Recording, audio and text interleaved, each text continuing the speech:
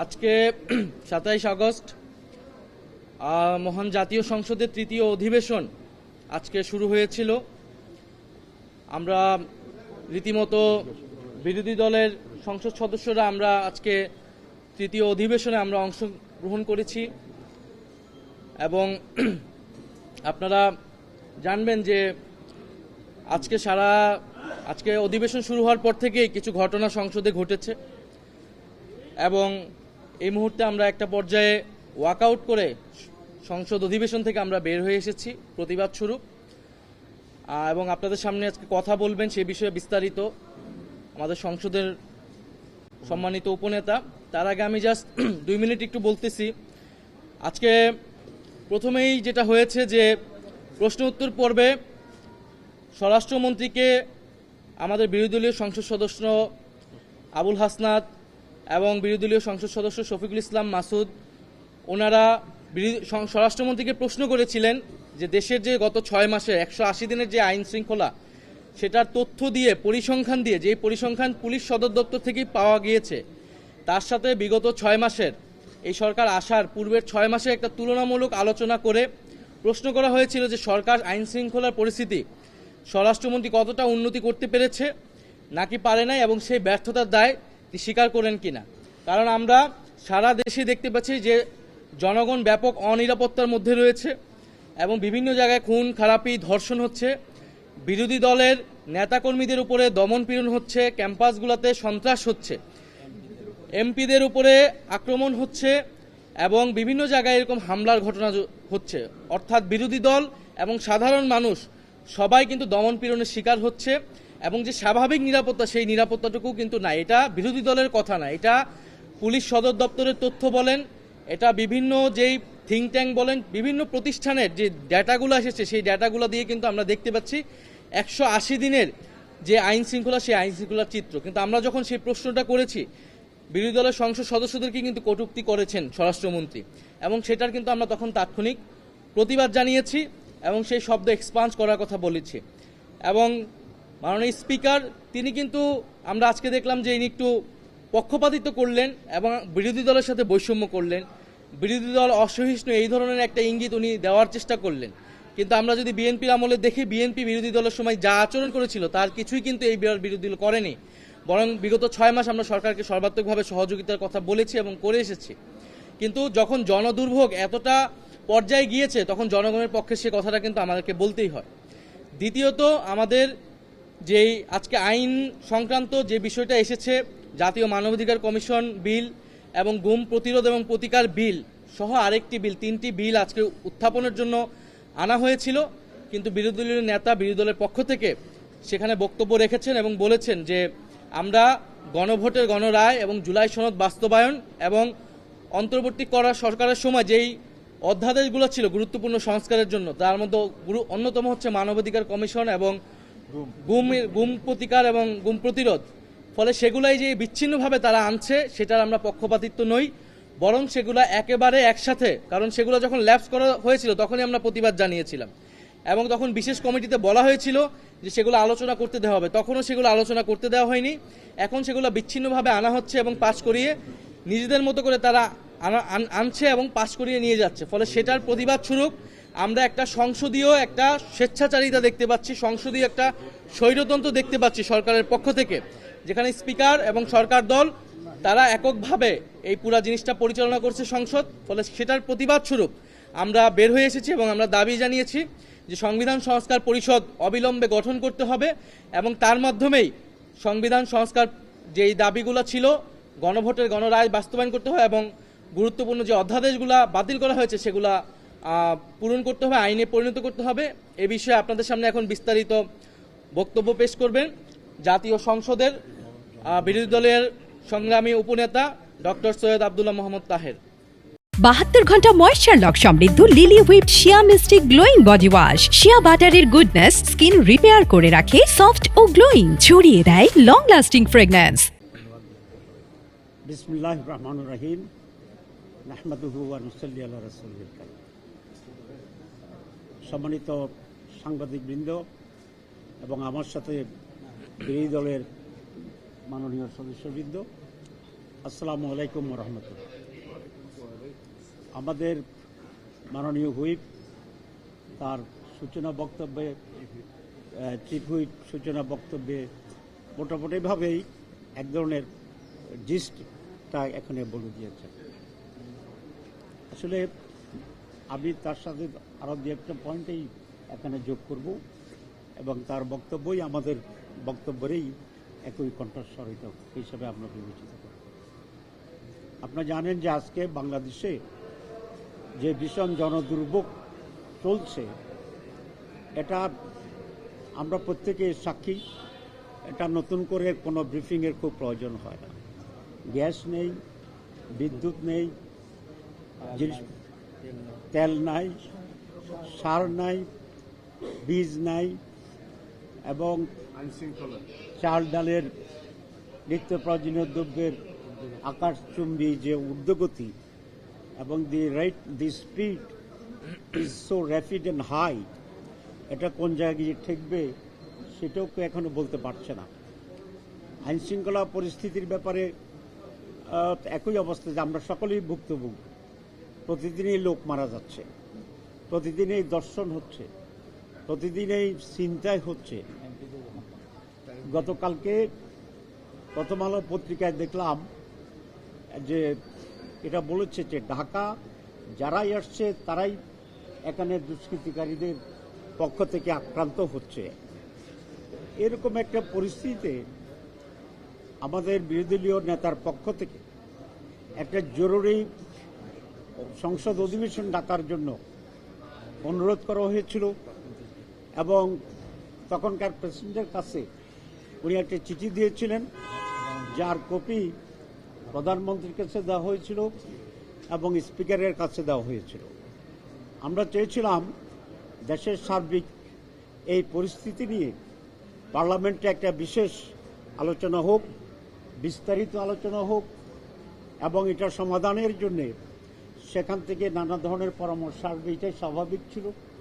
এবং সবটা মিলিয়ে আমরা দেশের বর্তমান অবস্থা থেকে কীভাবে উত্তরণ ঘটানো যায় সেই ব্যাপারে একটি ঐক্যবদ্ধ সিদ্ধান্ত নিয়ে সেটাকে ইমপ্লিমেন্ট করলে কিছু না কিছুটা ডেভেলপমেন্ট হবে। এর আগে আমরা দেখেছি পেট্রোল নিয়ে যে যৌথ কমিটি হয়েছিল, যে ক্রাইসিসটা তৈরি হয়েছিল, এই কমিটি গঠনের পরেই ক্রাইসিসটা অনেকাংশে লাঘব হয়ে গিয়েছিল। মানুষের ভিতরে একটা কনফিডেন্স তৈরি হয়েছিল যে সরকারি দল বিরোধী দল সকলেই মিলে এটাকে অ্যাড্রেস করা হবে। কিন্তু আনফর্চুনেটলি সেই চিঠির অনুরোধে কোনো পার্লামেন্ট অধিবেশন সরকার তো ডাকেইনি, এমনকি এই পত্রের বা এই দাবির ব্যাপারে সরকারের দৃষ্টিভঙ্গি কি, তারা কি চায়, এই ব্যাপারে কোনো ধরনের কোনো অভিহিত করা হয়নি। টোটালি এটাকে নেগলেক্ট করা হয়েছে, এটাকে অ্যাভয়েড করার জন্য চেষ্টা করেছে, যেটা আমরা এখন নিন্দা করতে চাই। হঠাৎ করে 27 তারিখে এই অধিবেশনটা ডাকা হয়েছে।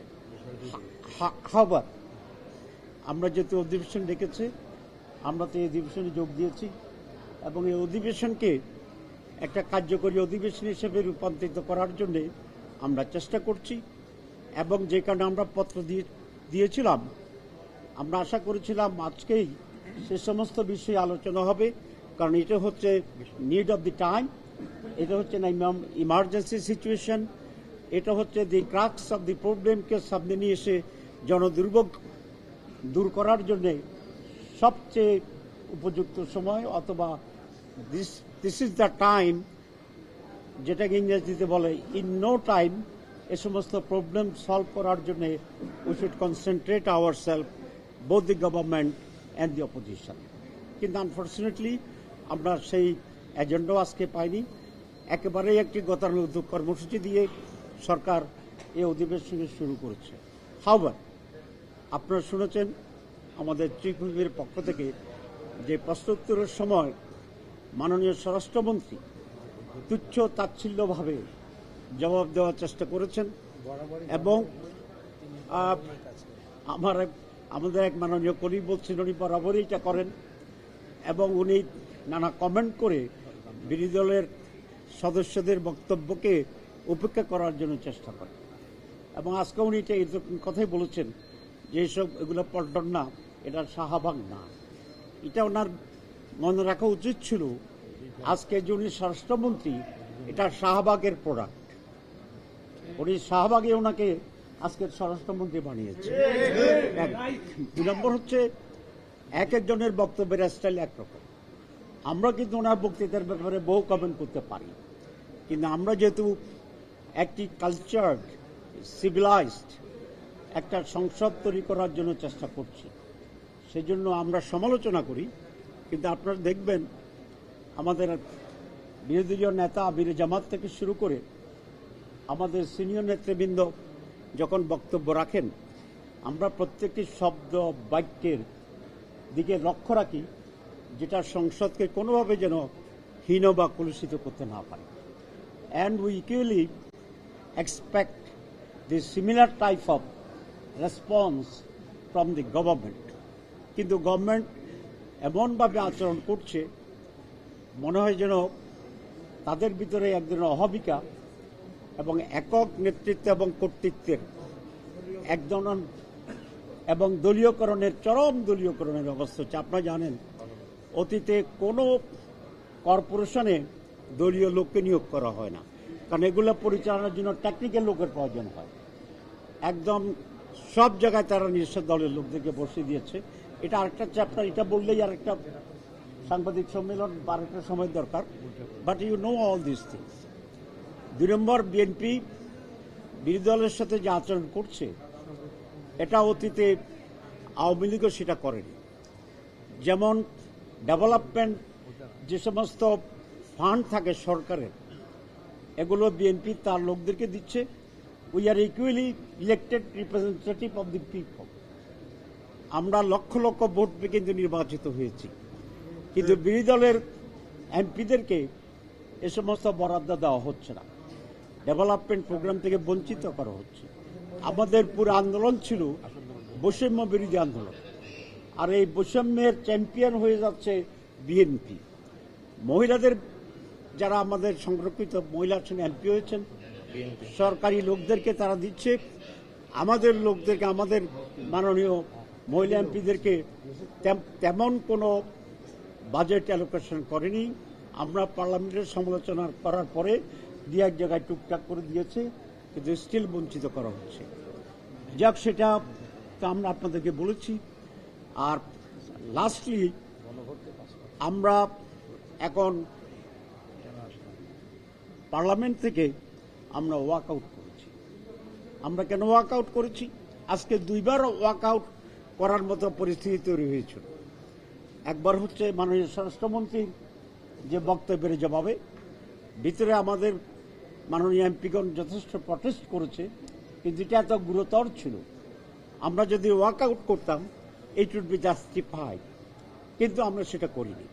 আমরা চেষ্টা করেছিলাম সেখানে কন্টিনিউ করার জন্য, কিন্তু সর্বশেষে আমরা এটা এই জন্য করেছি যে কথাটা আসছে যে গণভোট, বিএনপি এবং আমরা সকলেই এটার পক্ষে ছিলাম, এবং আজকের মাননীয় প্রধানমন্ত্রী নির্বাচনী প্রচারণায় গণভোটে হাঁ দেওয়ার জন্য ওনার লোকদেরকে বলেছিল। দুই নম্বর হচ্ছে, আপনারা জানেন গণভোটের ব্যাপারে দুইটা দাবি ছিল। আমরা বলেছিলাম গণভোট আলাদা হইতে হবে, গণভোটকে ইমপ্লিমেন্ট করতে হবে, তারপরে সংসদ নির্বাচন আলাদা হইতে হবে। কিন্তু বিএনপি বলেছে যে গণভোট এবং নির্বাচন একই দিন হইতে হবে।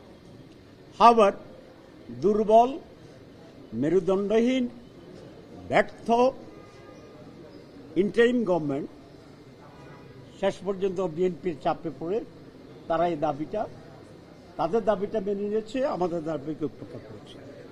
আমি পার্সোনালি চিফ অ্যাডভাইজারের কাছে বলেছিলাম যে আপনি একটা ফাঁদে পড়তেছেন, যদি এটা একসাথে করেন আলটিমেটলি গণভোটের সেখানে বাস্তবায়নের সম্ভাবনা কম। তাই হয়েছে, এখন উনি আফসোস করেন, কিন্তু এতে কোনো লাভ নেই। এই গণভোট এবং নির্বাচন একই রকম আইনের ভিত্তিতে, নির্দেশের ভিত্তিতে, আদেশের ভিত্তিতে অনুষ্ঠিত হয়েছে। বিএনপি এখন বলছে যে গণভোট সংবিধান কাভার করে না।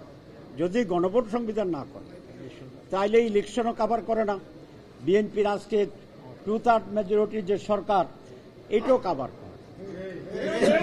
তাহলে গণভোট যদি অবৈধ হয় তাহলে ওনারা কিন্তু আর বৈধ থাকেন না। এইরকম একটা প্রকাশ্য গ্রস লেভেলের একটা বৈপরীত্য বিএনপি এই জাতির উপরে চাপিয়ে দিয়েছে। আপনারা জানেন যে অনেকগুলো অধ্যাদেশ আমাদের ইন্টারিম গভর্নমেন্টের সময় পাশ করা হয়েছিল, যেটা রীতি অনুসারে পরবর্তী পার্লামেন্ট এটাকে অ্যাকসেপ্ট করতে হয় এবং তখনই এটা আইনে পরিণত হয়। বিএনপি এখানে এনে অনেকগুলাকে তারা আবার ফেরত নিয়ে গেছে পার্লামেন্টে, সেভাবে তারা এটাকে পাশ করেনি। এবং যেটা আজকে বলা হয়েছে যে বিচ্ছিন্নভাবে আজকে দুটানো হয়েছিল, আমরা বলেছি আমরা জাতির সাথে বেমানি করব না। আমরা গণভোট বাস্তবায়নের জন্য পার্লামেন্টের ভিতরে এবং বাইরে আমরা চেষ্টা চালাচ্ছি। আপনারা জানেন যে আমাদের লং মার্চ আছে। এটা যে মানুষকে এটা জানানো যে বিএনপি জাতির সাথে বেইমানি করছে, বিশ্বাসঘাতকতা করছে, ওয়াদা ভঙ্গ করেছে এবং একই আইনের তারা গ্রসলি এবং ব্লান্টলি তারা দুই রকম ব্যাখ্যা দিচ্ছে। একটা জাতিকে এরকম গভর্নমেন্ট যদি থাকে যাদের বৈপরীত্যে ভর্তি, তাহলে জাতির সমৃদ্ধি এবং ভবিষ্যৎ থাকে না। আপনারা জানেন যে আজকের মাননীয় প্রধানমন্ত্রী তার বক্তৃতায় বলেছিলেন দুর্নীতি ব্যাপারে জিরো টলারেন্স। এখন আমরা দেখছি জিরোটা আছে, কিন্তু তার বাঁয়ে আরো 100 যোগ হয়ে গেছে। তাহলে কত হয়? 1000 হয়। 100 তো আগেও ছিল। সেই হারেই দুর্নীতি চলছে। আপনারা একটু খবর নিলে দেখবেন চাঁদাবাজি আগের চেয়ে বাড়ছে। আমাকে এক ব্যবসায়ী করছে যে আগে প্রতি টাকার জন্য 6 টাকা করে চাঁদা দিতাম, এখন এটা 12 টাকা দিতে হয়। এবং চাঁদাবাজদের বিরুদ্ধে স্ট্রং আর্গুমেন্ট আছে। তারা নাকি বলে যে স্যার সবকিছুতে দাম বেড়ে গেছে, তা আপনি চাঁদাবাজিটা বাড়াবেন না। এবং এটা কোনোভাবেই প্রধানমন্ত্রীর জ্ঞাতের বাইরে এটা হতে পারে না, কারণ এটা পত্রিকা আসতেছে, সমালোচনা হইতেছে। তো যেখানে জিরো টলারেন্স, এখানে দুর্নীতি আরো লাফাই লাফাই বাড়তেছে। আমরা সেই কারণে আজকে বলেছি আমাদের মাননীয় বিরোধী দলীয় নেতা জামাত ইসলামীর আমির জননেতা শফিকুর রহমান বিল পেশ করার আগেই দাঁড়িয়ে বলেছেন যে আমরা যেহেতু বলেছি জনগণের পক্ষে আমরা আছি, জনগণের যে গণভোটের যে রায় দিয়েছে সেই রায়কেই পরিপূর্ণভাবে বাস্তবায়ন করতে হবে। সংস্কার পরিষদ যেটা গঠনের কথা বলছে সেই দিয়েই কনস্টিটিউশন অ্যাসেম্বলির মতো করেই এই সংবিধানকে এখানে সংস্কার করতে হবে। এছাড়া আর অন্য কোনো পন্থাকে আমরা গ্রহণ করব না। যেহেতু সরকার আমাদের এবং জনগণের সে দাবি পূরণ করেনি, তারা বিচ্ছিন্ন বিক্ষিপ্তভাবে তাদের জন্য যেটা সুবিধা সেটাকে তাদের মতো করে পেশ করে, যেহেতু 2/3 মেজরিটি ওদের আছে, তারা সেটা পাশ করে নেওয়ার জন্য চেষ্টা করছে। আমরা সেটার দায় দায়িত্ব নিতে চাই না। জনগণের সাথে যে বিট্রাল, এটার আমরা শরিক হইতে চাই না।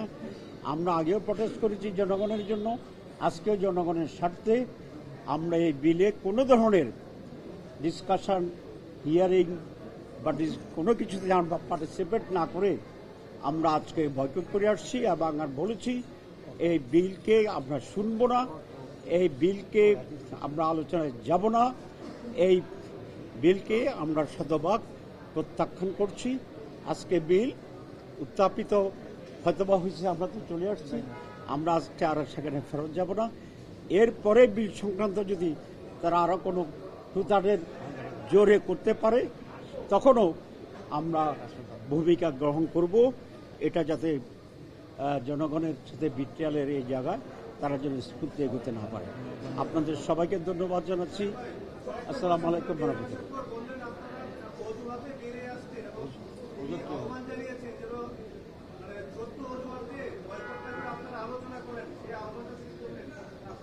না, এটা কোনো, আমরা কোনো অজুহাতে আসি নাই, আর এটা কোনো ছোট বিষয় নয়।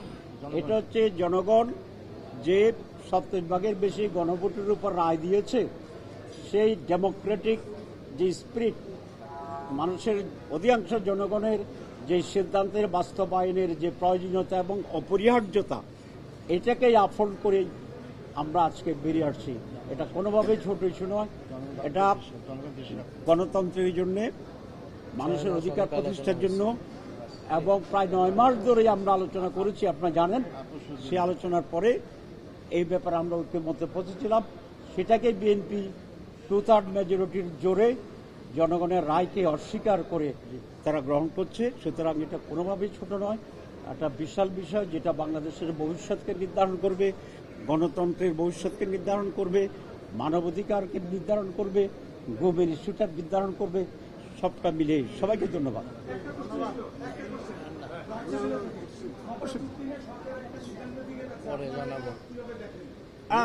মক্কা যে চুক্তি করেছে, অ্যাপারেন্টলি আমরা মনে করি এটা একটা পজিটিভ, এবং আমরা আরো ডিটেলস জেনে এই ব্যাপারে কমেন্ট করব।